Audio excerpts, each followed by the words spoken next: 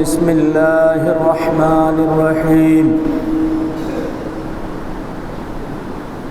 إن عدة الشهور عند الله 12 شهرا في كتاب الله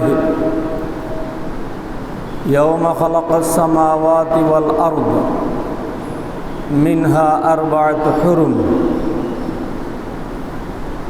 وأيضا قال الله عز وجل في شان حبيبه ومحبوبه مخبرا وآمرا إن الله وملائكته يصلون على النبي يا أيها الذين آمنوا صلوا عليه وسلموا تسليما صلى الله على سيدنا محمد وآله وأصحابه وسلم صلى الله على سيدنا محمد وآله وأصحابه وسلم اللهم صل على سيدنا مولانا محمد وعلى آل سيدنا مولانا محمد اللهم صل على سيدنا مولانا محمد وعلى آل سيدنا مولانا محمد باغ طیبہ میں سہانا پھول پھولا نور کا مستبو ہے بلبلی پڑھتی ہے کلمہ نور کا اللہم صلی علی سیدنا مولانا محمد وعلی آل سیدنا مولانا محمد تیری نسل پاکہ میں ہے بچہ بچہ نور کا تو ہے عین نور تیرا سب گھرانہ نور کا اللہم صلی علی سیدنا مولانا محمد وعلى آل سيدنا مولانا محمد شمع دل مشکات تن سینہ زجاجہ نور کا تیری صورت کے لیے آیا ہے سورہ نور کا اللہم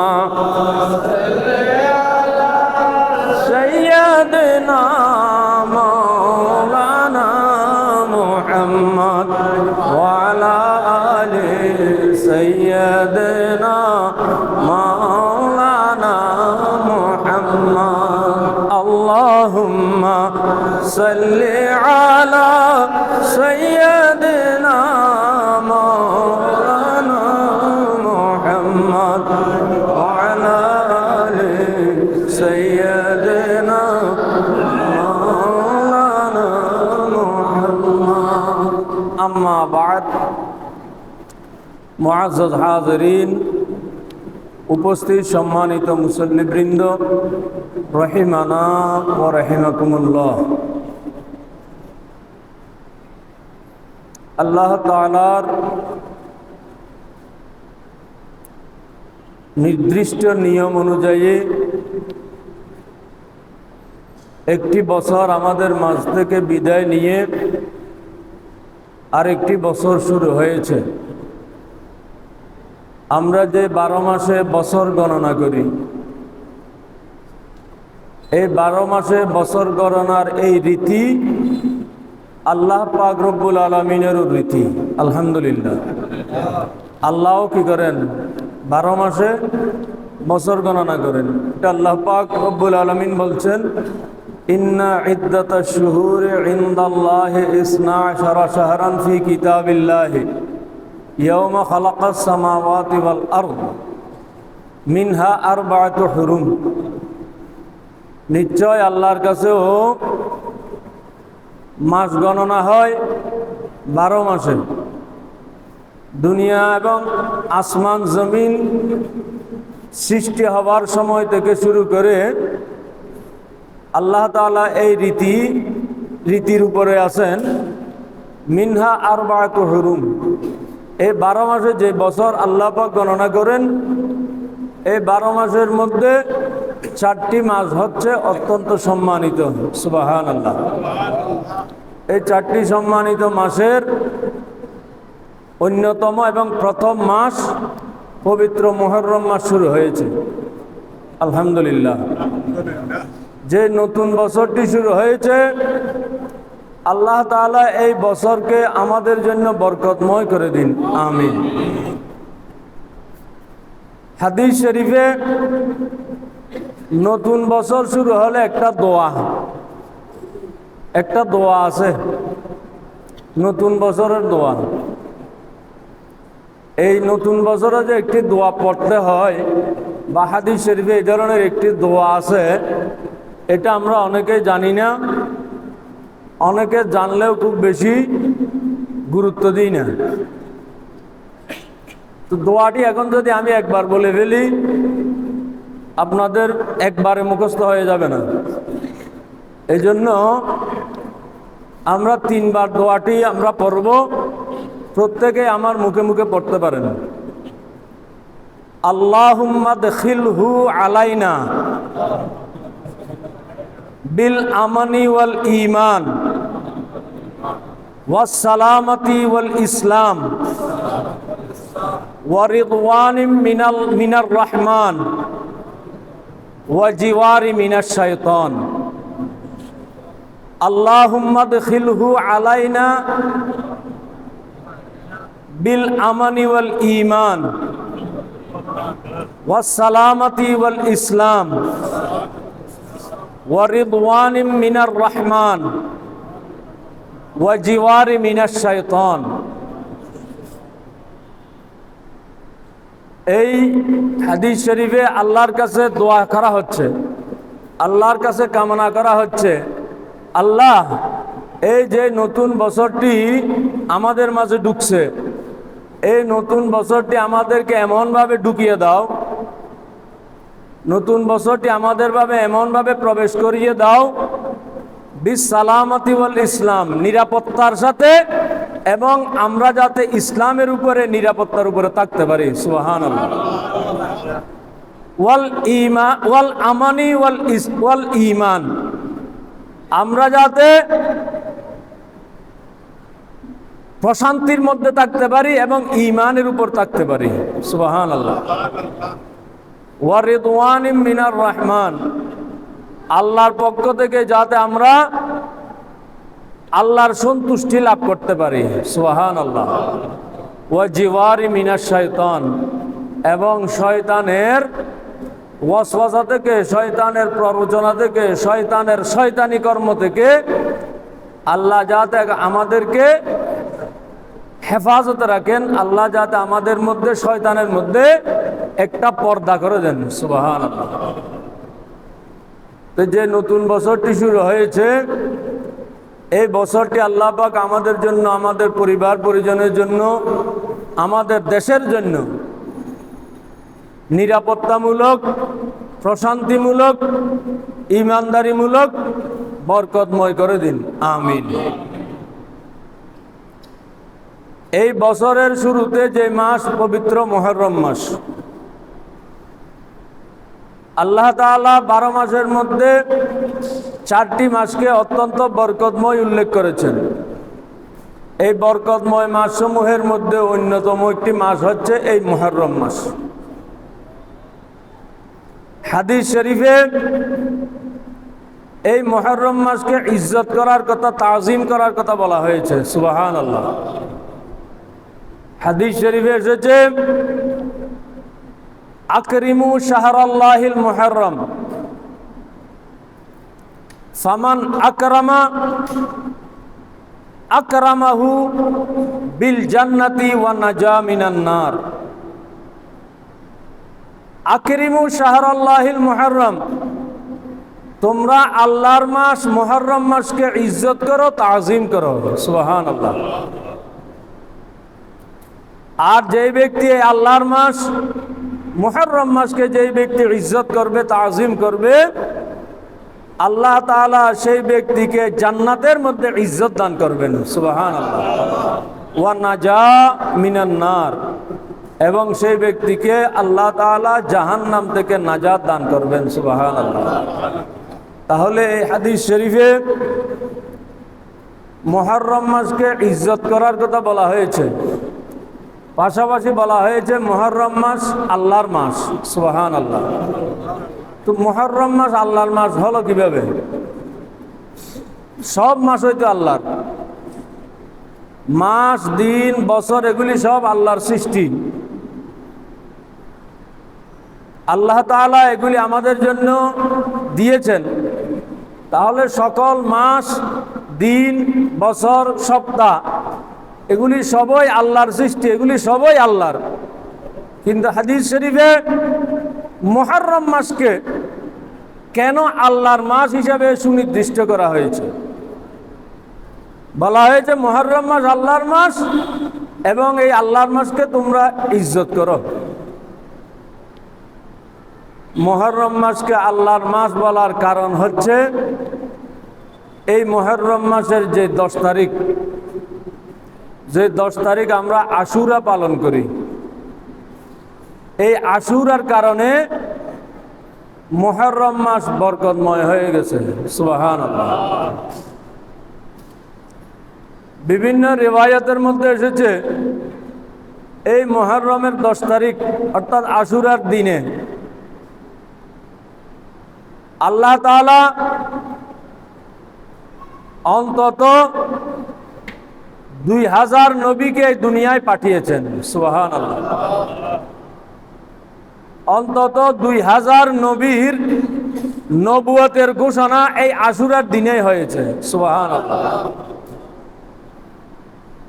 আর আদম আলাইহিস সালাম থেকে শুরু করে হযরতে ঈসা আলাইহিস সালাম পর্যন্ত অসংখ্য গণিত নবী রাসূলগণ, এই নবী রাসূলগণের বিশেষ বিশেষ যে সমস্ত ঘটনা, বেশিরভাগ ঘটনা এই মুহররমের 10 তারিখ আশুরার দিনেই সংঘটিত হয়েছে। সুবহানাল্লাহ।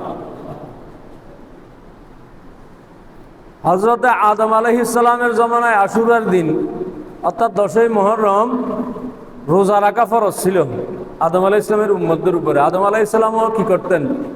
10ই মুহররম রোজা রাখতেন। পরবর্তী নবীদের যে বিভিন্ন ঘটনা যেগুলি আছে, যেমন হযরতে নূহ আলাইহিস সালাম, নূহ আলাইহিস সালামের জমানায় যে বিশাল মহাপ্লাবন হয়েছে, জলোচ্ছ্বাস, এই জলোচ্ছ্বাসে নূহ আলাইহিস সালামের বাধ্যগত উম্মতরা যখন নূহ আলাইহিস সালামের কিস্তির মধ্যে অবস্থান নিয়েছিল, দীর্ঘ সময় জলোচ্ছ্বাস চলেছে, মহাপ্লাবন হয়েছে, অবশেষে প্লাবন শেষ হয়েছে। জলোচ্ছ্বাস শেষ হওয়ার পরে নূহ আলাইহিস সালামের কিস্তি যখন তীরে ভিড়ে ছিল, এই তীরে ভিড়ার এই ঘটনা হয়েছিল 10ই মুহররম আশুরার দিনে। সুবহানাল্লাহ। আইয়ুব আলাইহিস সালামের ব্যাধি হয়েছিল, অসুখ হয়েছিল। আল্লাহ পাক আইয়ুব আলাইহিস সালামকে পরীক্ষা নিয়েছেন। সেই পরীক্ষায় আইয়ুব আলাইহিস সালাম শতভাগ সফল হয়ে গেছেন। আইয়ুব আলাইহিস ইসলামের সমস্ত শরীরের মধ্যে ক্ষত সৃষ্টি হয়েছিল। সমাজের মানুষ বুঝতে পারে নাই, নবীর মর্যাদা বুঝতে পারে নাই। সমাজের মানুষ নবীকে একঘরে করে দিয়েছিল, নাউজুবিল্লাহ। দীর্ঘদিন আইয়ুব আলাইহিস ইসলাম এই অসুখের মধ্যে ছিলেন। অবশেষে আল্লাহ পাক রব্বুল আলামিন আইয়ুব আলাইহিস ইসলামকে বললেন, আইয়ুব, তোমার কাছ থেকে আমি যে পরীক্ষা নেওয়ার সে পরীক্ষা নিয়ে ফেলেছি, পরীক্ষায় তুমি শতভাগ উত্তীর্ণ হয়ে গেছো। এবার আল্লাহ তাআলা আইয়ুব আলাইহিস ইসলামকে বললেন, উরকুদ বিরিজলিকা হাযা শারাবুম বারিদুম মুগতাসালুন। হে আইয়ুব আলাইহিস সালাম, এবার তুমি তোমার কদম দিয়ে, তোমার পা দিয়ে জমিনের মধ্যে আঘাত করো। আল্লাহর হুকুমে হযরতে আইয়ুব আলাইহিস সালাম জমিনের মধ্যে কদম মোবারক দিয়ে আঘাত করলেন। সেই জমিন থেকে একটি শীতল ঠান্ডা পানির ফোয়ারা বের হলো। সুবহানাল্লাহ। আল্লাহ বলছেন যে ঠান্ডা পানির ফোয়ারা বের হয়েছে, এই ফোয়ারার পানি দিয়ে তুমি গোসল করো এবং এই ফোয়ারার পানি তুমি পান করো। আল্লাহর হুকুমে আইয়ুব আলাইহিস সালাম নিজের কদমের আঘাতে সৃষ্টি হওয়া সেই ফোয়ারার পানি দিয়ে গোসল করলেন, পানি পান করলেন। আইয়ুব আলাইহিস সালাম পরিপূর্ণ সুস্থ হয়ে গেলেন। সুবহানাল্লাহ। এই ঘটনাটিও হয়েছিল 10ই মুহররম আশুরার দিনে।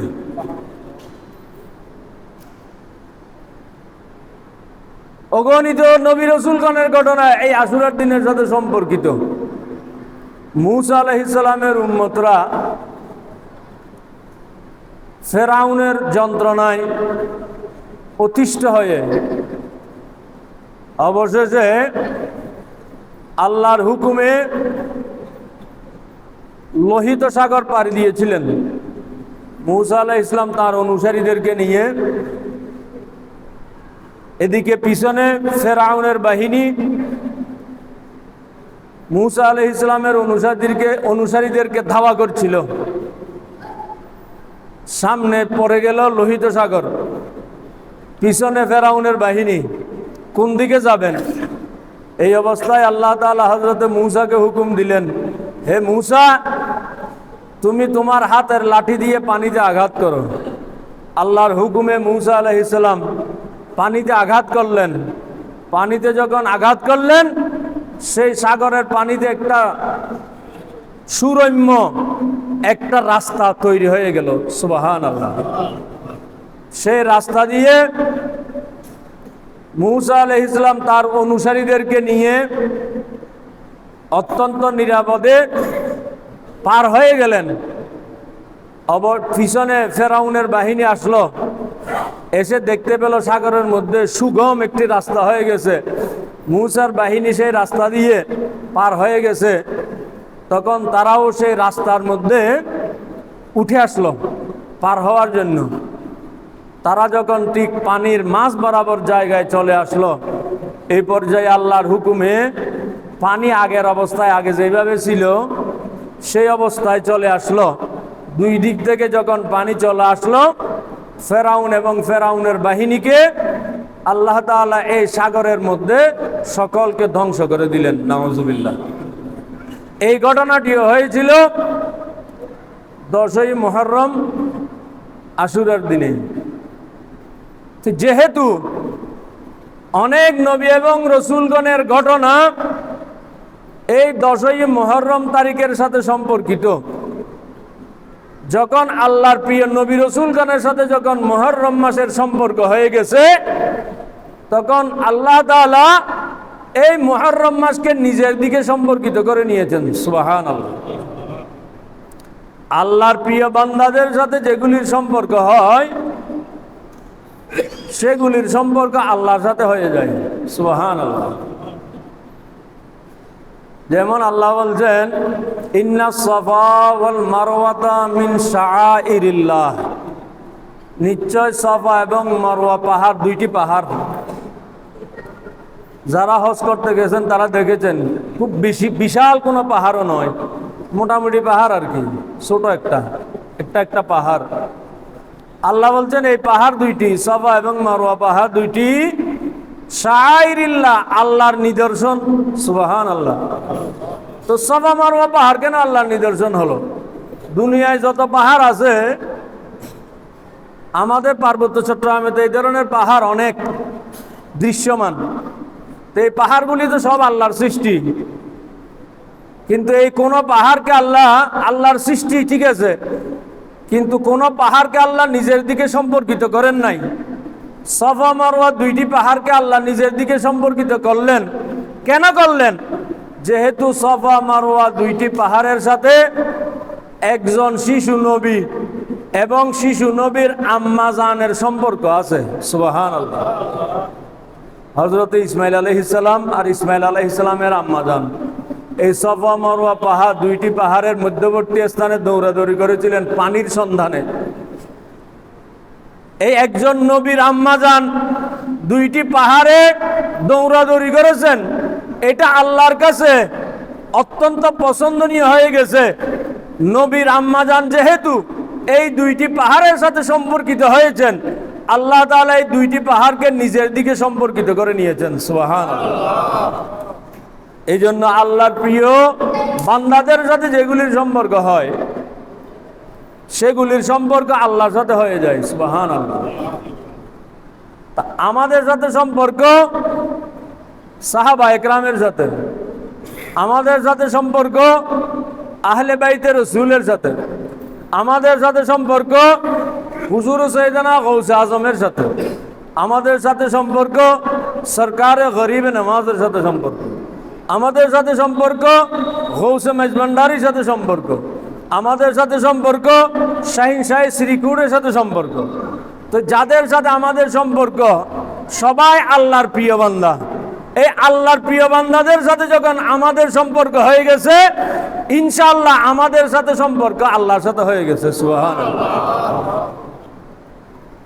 আল্লাহর প্রিয় বান্দাদের সাথে সম্পর্ক হলে আল্লাহর সাথে সম্পর্ক হয়ে যায়। আল্লাহর প্রিয় রসুলের সাথে আমাদের সম্পর্ক, এই জন্য আমাদের সাথে সম্পর্ক আল্লাহর সাথে হয়ে গেছে। সুবহানাল্লাহ। তাহলে মুহররম মাসকে এই জন্য কি বলা হয়েছে? আল্লাহর মাস বলা হয়েছে, যেহেতু অসংখ্য নবী রসুলগণের বিভিন্ন ঘটনা এই মুহররম মাসে সংঘটিত হয়েছে।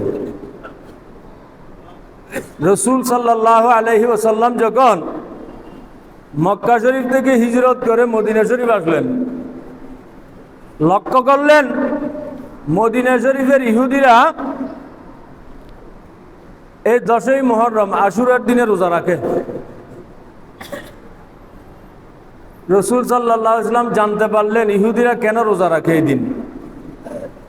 তারা ওই মূসা আলাইহিস সালামের ওই ঘটনার স্মরণে, যে মূসা আলাইহিস সালাম তার অনুসারীদেরকে নিয়ে সাগর পাড়ি দিয়েছেন, আর ফেরাউনের বাহিনী সাগরের মধ্যে নিমজ্জিত হয়ে গিয়েছিল। এই ঘটনার স্মরণে ইহুদিরা 10ই মুহররম আশুরার দিনে রোজা রাখে। রসুল সাল্লাল্লাহু আলাইহি ওয়াসাল্লাম যখন এটা জানতে পারলেন, তখন রসুল তার উম্মতদেরকে বললেন, তারা যেভাবে মূসাকে ইজ্জত করে, তাজিম করে, মহব্বত করে, মূসা আলাইহিস সালাম তাজিম পাওয়ার, ইজ্জত পাওয়ার, মহব্বত পাওয়ার, আমাদের মহব্বত পাওয়ার হকদার বেশি। এই জন্য তোমরাও 10ই মুহররম তারিখে রোজা রাখো। সুবহানাল্লাহ। রমজানের রোজা ফরজ হওয়ার আগে এই 10ই মুহররম তারিখে আশুরার রোজা রাখার হুকুম আল্লাহ তার সাহাবীদেরকে দিয়েছিলেন। এই জন্য 10ই মুহররম তারিখে রোজা রাখা কি সুন্নাত। এবং হাদিস শরীফ এটাও বর্ণিত হয়েছে, রমজানের রোজার পরে নফল রোজার মধ্যে সবচেয়ে মর্যাদাবান, সবচেয়ে ফজিলতময় রোজা হচ্ছে এই আশুরার রোজা। সুবহানাল্লাহ। 10ই মুহররম তারিখের রোজা। হাদিস শরীফে এটাও এসেছে যে মান সামা ইয়াউমা আশুরা ফুতিহাত লাহু সামানিয়াতু আবওয়াবিল জান্নাহ ইয়াদখুলু মিন আইয়ুহা শাআ। যে ব্যক্তি এই আশুরার দিন একটি রোজা রাখবে, তার জন্য জান্নাতের 8টি দরজা খুলে দেওয়া হবে। সুবহানাল্লাহ। ইয়াদখুলু আইয়ুহা মিন শাআ, 8টি দরজা খুলে দেওয়া হবে, সেই ব্যক্তি যেই দরজা দিয়ে ইচ্ছা সেই দরজা দিয়ে জান্নাতে প্রবেশ করবে। সুবহানাল্লাহ। এই জন্য আশুরার দিন একটি রোজা রাখার চেষ্টা করবেন। তবে হাদিস শরীফে এটাও বলা হয়েছে, আশুরার দিন 10ই মুহররম যেহেতু ইহুদিরা একটি রোজা রাখত, আমরা ইমানদার মুসলমানরাও যদি আশুরার দিনেই রোজা রাখি একদিন, তাহলে এটা ইহুদিদের সাথে কি হয়ে যাচ্ছে, এক ধরনের সামঞ্জস্য হয়ে যাচ্ছে, মিল হয়ে যাচ্ছে।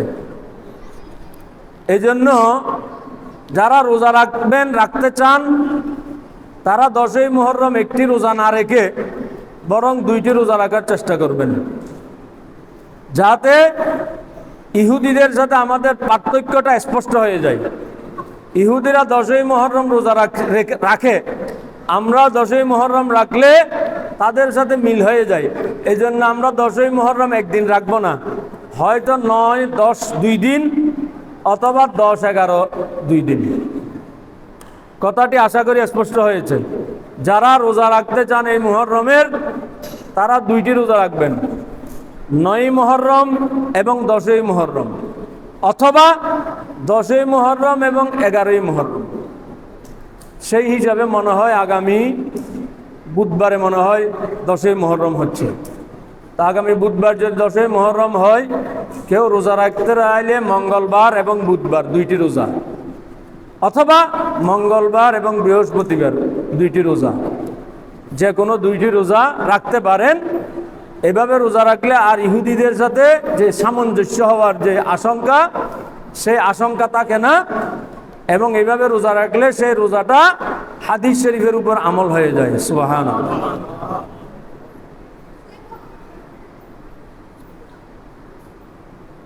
এরপরে 10ই মুহররম তারিখে আরো কিছু ছোটখাটো ইবাদত বন্দেগী হাদিস শরীফে বর্ণিত হয়েছে। এগুলি আমরা অনেকেই জানি না, অনেকে জানলেও আমল করি না। আবার আরেকটি আমল আমাদের মাঝে আছে, সেটা কি, 10ই মুহররম অর্থাৎ 9 তারিখ দিবাগত রাত্রিতে আমাদের মুরব্বীরা, আমাদের দাদি নানি, আমাদের মা, এরা ঘরের সকলের জন্য কিছু ভালো খাবারের ব্যবস্থা করেন। অন্যান্য সময় তো খাবার যেভাবে করা হয়, এই দিনটা একটা বিশেষ কিছু খাবারের, অতিরিক্ত কিছু খাবারের ব্যবস্থা করা হয়। যদিও বা এটা নিয়েও কিছু কিছু মানুষের একটু চুলকানি আছে, এটাকেও বেদাতের ফতোয়া দেয়, নাউজুবিল্লাহ। মুহররমের 10 তারিখ যে ইমানদার মুসলমানরা একটু ভালো খানা হবে, এই ভালো খানাটাকেও বেদাতের ফতোয়া, নাউজুবিল্লাহ। কিন্তু এই ভালো খানা খাওয়ার এই হুকুম হাদিস শরীফে দেওয়া হয়েছে। সুবহানাল্লাহ।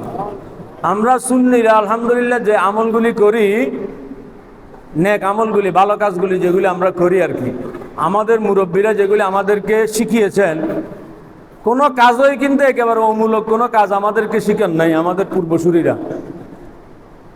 প্রতিটি নেক আমলের মধ্যে কোনো না কোনোভাবে সেখানে শরীয়তের সমর্থন আছে, আলহামদুলিল্লাহ। এর মধ্যে অন্যতম একটি হচ্ছে এই 10ই মুহররমের ভালো খাবারের ব্যবস্থা করা। এক রিওয়ায়াতের মধ্যে এসেছে, মান ওয়াসআ আলা ইয়ালিহি ইয়াউমা আশুরা ওয়াসআ আল্লাহু আলাইহি সাইরা সানাতিন। যেই ব্যক্তি এই মুহররমের 10 তারিখ অর্থাৎ আশুরার এই দিনে পরিবার পরিজনের জন্য খাবারের খরচের ব্যয়ের একটু প্রশস্ততা করবে, অন্যান্য সময়ে যে একটু ব্যয় বেশি করবে, খরচ বেশি করবে, যে গৃহকর্তা, আল্লাহ তাআলা সেই গৃহকর্তার জন্য, সেই ঘরের জন্য সারা বছরের রিজিকের মধ্যে, খরচের মধ্যে আল্লাহ পাক প্রশস্ততা দান করবেন। সুবহানাল্লাহ। তাহলে হাদিস শরীফে যেহেতু এই ধরনের একটি রিওয়ায়াত এসেছে, এই রিওয়ায়াতের উপরে ভিত্তি করেই আমাদের পূর্বসূরীরা এই মুহররমের 10 তারিখ কিছু ভালো খাবার দাবারের ব্যবস্থা করে। এটাও ভালো কাজ, এই আমলটিও করতে পারেন। আরো কিছু আমল 10ই মুহররম আশুরার সাথে সম্পর্কিত। আরেকটি আমল আছে, যেমন আমাদের সমাজে বলেন, পরিবারে বলেন, বাড়িতে বলেন, সব জায়গায় বাইয়ে বাইয়ে, আত্মীয় স্বজনে, প্রতিবেশী বিভিন্ন বিষয় নিয়ে মনোমালিন্য সৃষ্টি হয়। মানুষ হিসেবে মানুষের তো ভুল ত্রুটি থাকবে, মানুষ তার ফেরেশতা নয়। এই ভুল ত্রুটি একে অপরকে সহ্য করতে পারে না, এটা নিয়ে মনোমালিন্য সৃষ্টি হয়ে যায়। কিন্তু এই মনোমালিন্য সৃষ্টি হলে অতি দ্রুততার সাথে এই মনোমালিন্যটা মীমাংসা করে ফেলা ওয়াজিব। এই মনোমালিন্য দীর্ঘদিন যাবৎ পোষণ করে রাখা অন্তরে, এটা হারাম। কথাটি আমি বুঝাতে পারলাম? কোনো প্রতিবেশী, আত্মীয় স্বজন পরস্পর যদি কোনো বিষয়ে ঝগড়া বিবাদ হয়, কোনো কারণে মনোমালিন্য সৃষ্টি হয়, 3 দিনের মধ্যে সেই মনোমালিন্য, ঝগড়া বিবাদ মীমাংসা করে ফেলা ওয়াজিব। 3 দিনের বেশি সেই মনোমালিন্য পুষে রাখা, বিদ্বেষ পোষণ করা অন্তরে, এটা হারাম। এবং যারা এই ধরনের কাজ করবে, বিদ্বেষ পোষণ করবে, তাদের দোয়া সবে বরাতে, সবে কদরে কবুল হয় না, নাউজুবিল্লাহ। এই কাজটিও কোনো একজন তৃতীয় পক্ষ ব্যক্তি এই মুহররমের 10 তারিখ আশুরার দিনে করতে পারেন। সুবহানাল্লাহ। এটা হাদিস শরীফে এসেছে। যেমন আল্লাহ পাক কোরআন শরীফে বলেছেন, ফাসলিহু বাইনা আখাওয়াইকুম।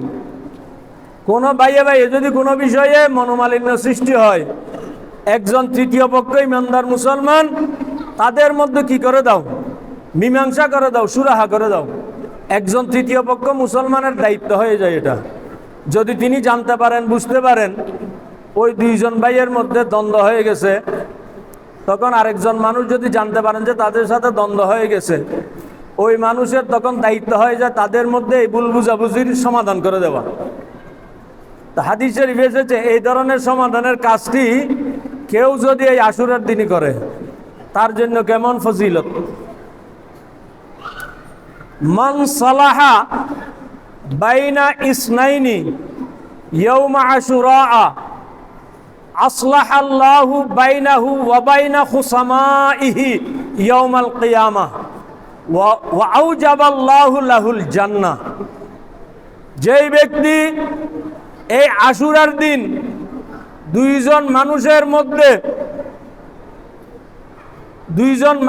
মধ্যে মীমাংসা করে দেবেন, 2 জন মানুষের ঝগড়া বিবাদের ফয়সালা করে দিবেন, 2 জন মানুষেরকে তাদেরকে মিলিয়ে দেবেন, যে ব্যক্তি এই কাজটি করবেন, কিয়ামতের ময়দানে আল্লাহ তাআলা সেই ব্যক্তির সাথে দুনিয়ায় কারো কোনো বিবাদ থাকলে সেই বিবাদগুলি আল্লাহ তাআলা কিয়ামতের ময়দানে মিটিয়ে দেবেন। সুবহানাল্লাহ।